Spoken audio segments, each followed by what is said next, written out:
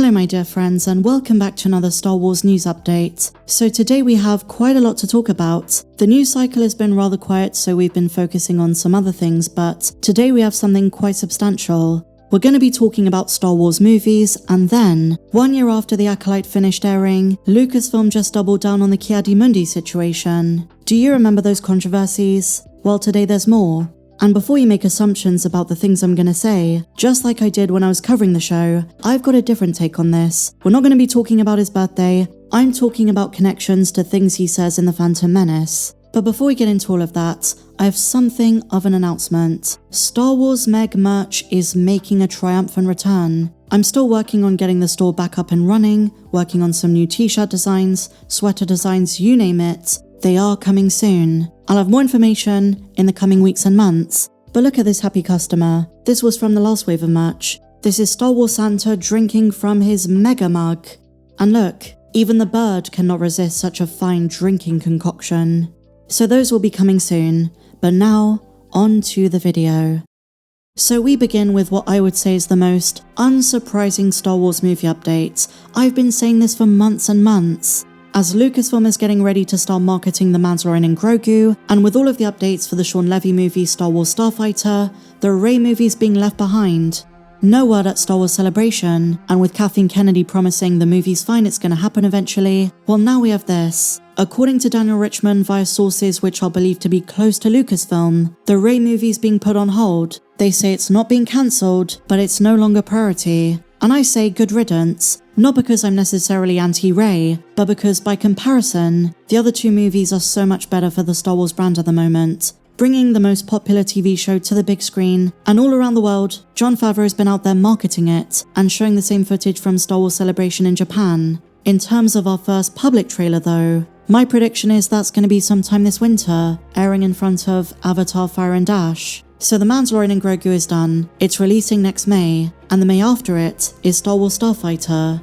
Again, a movie the franchise needs. It might connect to the Rey movie, it is 5 years after Rise, but it's standalone. And here's my idea. With the Rey movie on hold, I say, scrap it. Not the entire premise, not the entire era, but instead of another sequel movie about Rey, repackage it, and use Star Wars Starfighter confirmed for 2027 as the reboot, as the launching pad for the post-Episode 9 era. And you can still do the Kinberg trilogy, you can still have Rey and Finn, but Starfighter coming first, which it is Lucasfilm's best chance for a clean slate. I think this is such a blessing in disguise. And another reason the Rey movie has to move to the back of the line is it's now been confirmed after Star Wars Starfighter, the next movie to go into production is James Mangold's Dawn of the Jedi. So the Rey movie is really gonna have to wait. It never seemed like they had a solid concrete plan for it. They kept changing the writers around, and every time she's asked, Daisy Ridley has no idea when production's gonna begin. I don't even think Lucasfilm knows. I just don't have any faith it's gonna be made anytime soon.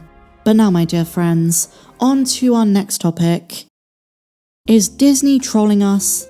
So in the last week or so, as well as my usual Star Wars news updates, I've been covering some of the Acolyte visual guide. Yesterday we spoke about new insights into the term Boken Jedi from the Ahsoka show. That's right, it's the Acolyte that's given us some information. As you guys know, I had my issues with the show, but this visual dictionary's been pretty interesting. And I remember the minute I got the book, there were two characters I was so interested in looking up. The first was Darth Plagueis. I covered him the other day. There wasn't too much info, they call him the shadowy lurker or something like that, but the other character was Mundi. And when I read his very brief character description, I couldn't stop laughing.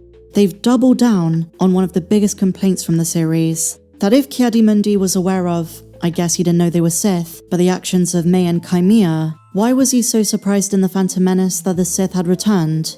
Well, in the context of the show, because of a few technicalities, it works. The word Sith isn't spoken, and because that generation of High Republic Jedi hadn't come across Sith, they assumed they were long extinct. They'd heard stories about them growing up at the temple, but they hadn't come across one. If you follow the Sith line since Bane, the Sith have been in hiding, so the Jedi have no reason to suspect they're still around, and they're responsible for the Jedi killings.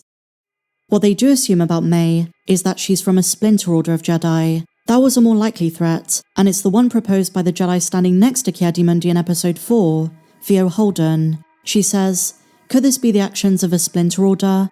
they'd experienced rogue Jedi in the past, and that's what Venestra assumed happened to her former Padawan Chimera.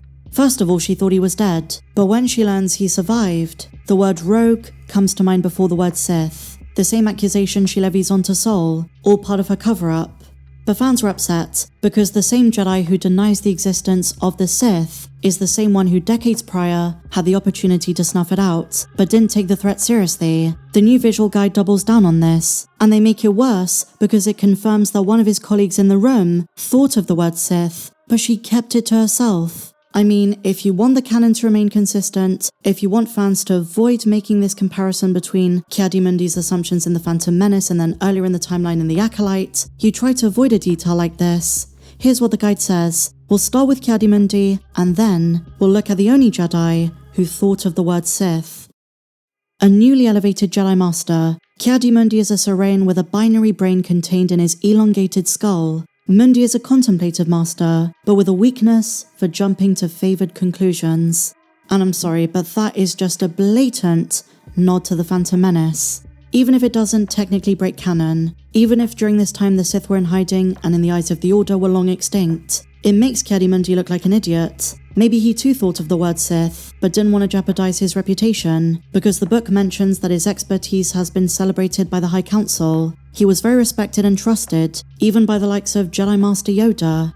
So what about the Jedi who suspected maybe this has something to do with the Sith? It comes from Master Vio Holden, the person who suggested the deaths of the Jedi Masters may have been caused by a strand order. Her fact file says, though Holden has a stray thought that perhaps someone is attempting to emulate the long-dead Sith, she keeps this absurd idea to herself, knowing it won't be taken seriously. Holden worries that the mission may come to violence, and so assembles a trusted team of skilled duelists to voyage to Kofar. They'd already done the math that in some ways this was connected to the Brendok mission from all those years ago and linked to the twins. But imagine if this Jedi had said, hey guys, what if this is linked to the long-dead Sith? I'm sure the other Jedi Masters would have laughed and written the idea off. But it's kind of wild to me the visual guide is literally saying that one of them thought about this, because it makes the Jedi just seem so much worse. And not just Mundi, but the likes of Venestra Rose, who later coordinated a very elaborate cover-up, because she wanted to uphold the reputation of the Jedi Order, which was already under scrutiny from the Senate. This is where a potential Season 2 might have been interesting. I don't personally think the show warrants that Season 2, but if they dove more into the mission to find Chimera and then more stuff with Plagueis, that could have been a fascinating mission, because now Venestra is covertly working with the brainwashed twin May to try and track down Chimera, but because the Sith don't make themselves publicly known to the Jedi until The Phantom Menace, you'd have to assume Venestra's gonna die. And I wonder what she told Yoda, and what the Grand Master's response would have been. All questions which I think Leslie had planned for that second season, but I guess we'll never know.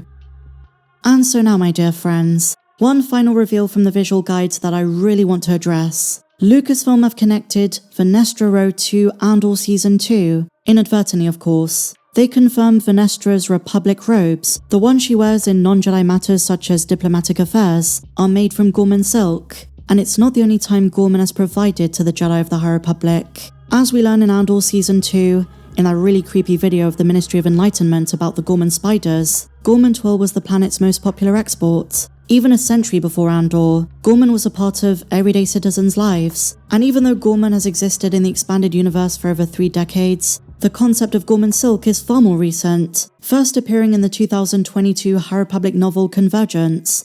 Share your thoughts in the comments down below, my dear friends, and if you enjoyed this video, please be sure to give me a big fat thumbs up, subscribe if you're new, check me out on socials, and may the Force be with you, always.